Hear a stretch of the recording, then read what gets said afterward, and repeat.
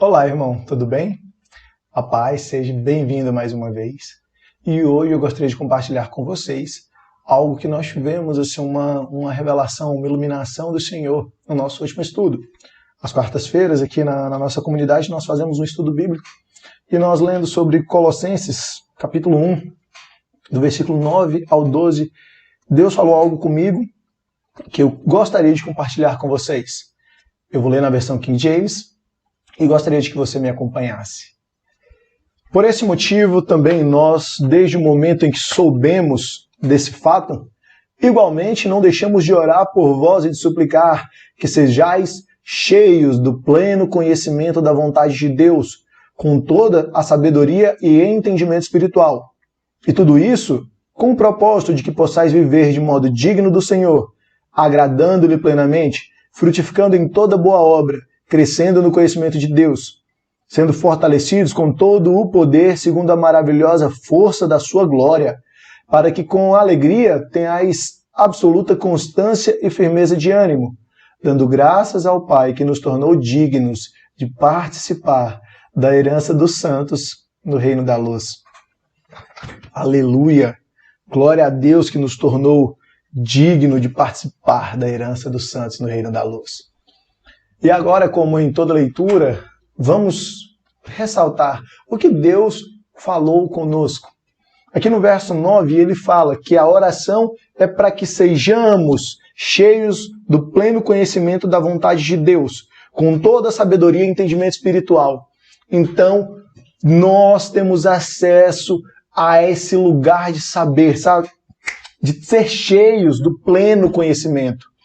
Porque não vivo mais eu, mas Cristo vive em mim. E se Cristo vive em mim, Cristo tem acesso ao pleno conhecimento do Pai. Então, quanto mais eu mortifico a minha natureza carnal, quanto mais eu mortifico Adão em mim e deixo que Deus viva em mim, mais eu vou, como diz Paulo em Filipenses, eu vou andar em uma medida de perfeição adquirida através de Cristo, não retrocedendo, mas a partir daquilo que eu já conheça, eu vou andar para Deus, com conhecimento pleno cada vez. Não tem como se aperfeiçoar o que é pleno. Mas assim, cada vez nós seremos mais plenos de Deus. Entende? Então, essa é a oração, para que sejamos plenos do conhecimento da vontade de Deus. E ser pleno da vontade de Deus com toda sabedoria e entendimento espiritual. Isso é discernimento espiritual. Muitas vezes eu sempre ouço aquela expressão, né? Ah, meu santo não bate com tal pessoa. Às vezes a gente nem sabe por quê. Às vezes é porque a pessoa ela repete um pecado, um erro, um defeito que nós temos, e quando nós identificamos o nosso erro na pessoa, nós temos essa impressão de que não, a pessoa... Não, isso não é discernimento espiritual. Discernimento é você olhar e saber aquilo que Deus está fazendo em cada situação. É você começar a ter esse direcionamento do Senhor, seja para qual área da sua vida você quiser. Cara, se eu estou passando hoje por uma crise no meu casamento e a palavra diz que todas as coisas cooperam para o bem daqueles que amam a Deus, qual que é o propósito disso que eu estou vivendo? Eu estou passando por uma crise nas minhas finanças, qual que é o propósito? Porque todas as coisas vão cooperar. Não é o que a palavra diz? Cooperam para o bem daqueles que amam a Deus e foram chamados segundo um propósito. Então, o discernimento espiritual vai buscar entender de quem são as ações que estão acontecendo na minha vida. É Deus que está me ensinando um caminho muito melhor e eu estou resistindo? Logo, a culpa da dificuldade é minha, porque eu não percebo aquilo que Deus está fazendo e endureço o meu coração, crendo que o que Ele está fazendo é pior do que aquilo que eu quero? Ou será que é uma ação de Satanás sussurrando no meu ouvido para que eu coma do fruto do conhecimento do bem e do mal? Onde está a razão do processo? Como que eu vou discernir isso? Perguntando para Deus, conversando com o Senhor, mortificando a sua carne em jejum e oração para que você tenha discernimento espiritual. E tudo isso, e aí vem o versículo 10, e tudo isso com o propósito de que possais viver de modo digno do Senhor, agradando-lhe plenamente, frutificando em toda boa obra e crescendo no conhecimento de Deus. Então nós estamos falando que se estamos passando por um processo de discernimento espiritual, vai nos guiar segundo a vontade de Deus. E o verso 10 ele vem confirmando isso, porque assim nós vamos viver de modo digno do Senhor. Irmãos, eu sou apaixonado na história da conquista da Terra Prometida. Porque você vai ver, lá de Gênesis ao Êxodo, foram 400 anos, ao ponto da terra, 400 anos que a terra foi prometida para o povo de Israel, ao ponto de que a terra de Canaã, que foi prometida desde Abrão, já não se chamava mais Canaã, se chamava Terra da Promessa, Terra Prometida. E aí, quando eles chegam e vão olhar a terra, voltam 10 espiões, foram 12 espiões olhar a terra, ver se ela era digna, boa, perfeita, agradável, como o Senhor falou, e 10 voltam falando que a terra era muito boa, mas existiam gigantes, e começam a caluniar a terra e reclamar. 2 espias voltam e falam que a terra é boa. O que eu quero dizer com isso? Eles, por não viver de modo agradável, por não discernir espiritualmente que Deus é maior do que as dificuldades, eles têm que passar por um processo de 40 anos no deserto, onde vai ser renovada uma geração que possa entrar na terra e tomar posse. Eles não tomaram posse da terra da promessa, porque não tiveram discernimento espiritual. Então, não vivendo de modo agradável a Deus, Deus primeiro precisou melhorá-los, aperfeiçoá-los, fazer com que eles entrassem num processo de ser melhores, porque Deus quer nos tornar melhores.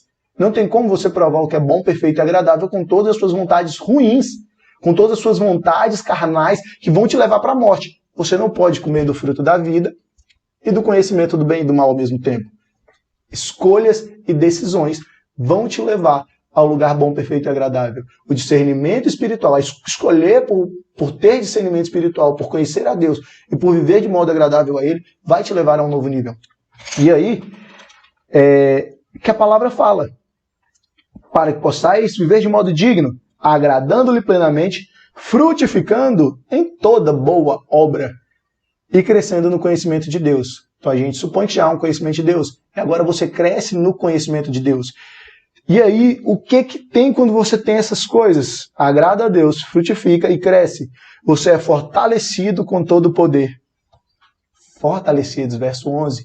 Fortalecidos com todo o poder, segundo a maravilhosa força da sua glória, para que com alegria tenhais absoluta constância e firmeza de ânimo. E aqui, nós não vamos olhar agora para as coisas boas de Deus, mas eu queria convidá-los a olhar para algo no corpo de Deus, que é a igreja. Para que com alegria tenhais absoluta constância e firmeza de ânimo. Quem tem mais tempo de igreja, quem tem mais tempo no corpo de Cristo, vai ver que muitos irmãos, quando permanecem constantes, perdem a alegria. E muitos saem feridos da igreja. Hoje, a maioria das pessoas que se dizem ateias, elas não acreditam em Deus. Elas não acreditam em Deus conforme nós apresentamos, porque foram feridas de alguma forma pela igreja, pelo corpo eclesiástico. Então, nós vamos ter os desigrejados, que são pessoas que perderam a constância e a firmeza. Nós vamos ter aqueles que estão na igreja, mas não estão alegres. E nós vamos ter uns poucos provando isso, a maravilhosa força da glória de Deus, para que com alegria. Irmãos, essa oração ela é tremenda para os nossos dias, porque nós vamos chegar no dia do desânimo. Nós vamos chegar no dia da fraqueza. Nós vamos chegar e nós temos que trazer à memória aquilo que nos traz esperança. E isso aqui nos traz esperança, porque segundo a maravilhosa força da glória de Deus, nós teremos a alegria na constância e na firmeza de ânimo em todos os âmbitos da nossa vida. Aqui eu estou falando especificamente da igreja, mas no seu trabalho, que você entrou orando a Deus, pedindo um trabalho, pedindo uma oportunidade, que você entrou chegando diante de Deus, falando, Deus, eu preciso, e você se alimentou. A partir do trabalho, Deus te abençoou com o pão de cada dia, Deus te abençoou com amizades que fossem de Deus, Deus te abençoou com oportunidade de evangelizar as pessoas, mas você chegou no dia da angústia e você perdeu a alegria. Cara, que a palavra de Deus te traga a restauração dessa alegria para ter constância e firmeza de ânimo. Sabe? Versículo 12. Dando graças ao Pai que nos tornou dignos de participar da herança dos santos no reino da luz. Tudo o que você faz não é para que você se vanglorie em ti. Então, se você viveu tudo isso e viu o seu irmão vivendo de um modo que você considera ser, cara, abaixo daquilo que Deus pensou, sonhou para nós, planejou para nós, você tem que buscar agora essa compreensão de que é Ele quem nos dignifica. não é pelo que fazemos. Aquilo que você faz vai permitir que você tenha um nível maior de intimidade, de profundidade, de acesso ao reino e de acesso ao amor. E tendo mais acesso ao amor, que você possa ter mais entrega desse amor pelos teus irmãos, para que eles venham também a conhecer isso que você passa por processo de conhecimento. Sabe, muitas vezes a gente olha e fala, a igreja está errada por isso, o trabalho está errado por isso, minha esposa, o meu marido está errado por isso. Mas nós ainda vamos falar sobre um 1 Coríntios 13, onde não é o amor de Deus por você, mas é o amor de Deus em você que se entrega de tal forma que agora você frutifica em toda boa obra. Mesmo que às vezes seja um pouco mais difícil. Irmãos, só para finalizar, assim, não está no que nós lemos, mas eu vou ler o versículo 13 para que a gente encerre essa mensagem com essa esperança, com essa certeza de glória, porque Ele nos resgatou do domínio das trevas e nos transportou para o reino do seu Filho amado. Glória a Deus. Você hoje é um homem, é uma mulher transportada para o reino do Filho. Que toda dificuldade, que toda resistência caia por terra, porque você está no reino do Filho amado. Que você entenda que você não é digno por si, mas porque Deus te dignifica, e isso te dá forças para conhecê-lo, buscar conhecê-lo e compreender em plenitude essa graça de Deus sobre sua vida. Que você possa, irmão, frutificar em toda boa obra, que você possa ter constância e firmeza de ânimo, que a palavra do Senhor na sua vida seja combustível para você ir mais fundo nele, e indo mais fundo nele, trazer essa cultura de reino para onde os seus pés pisarem.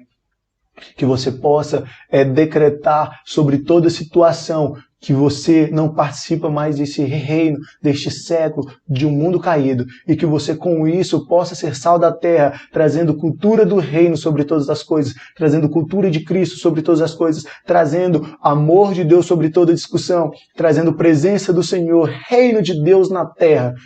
Em nome de Jesus, irmãos, eu oro para que essa palavra caia em seu coração e como uma semente em terra fértil venha a gerar frutos. Gerar uma árvore que ascende aos céus e gere frutos, frutos de vida eterna, em nome de Jesus. Fique em paz e que o Senhor é contigo. Até a próxima. Tchau, tchau.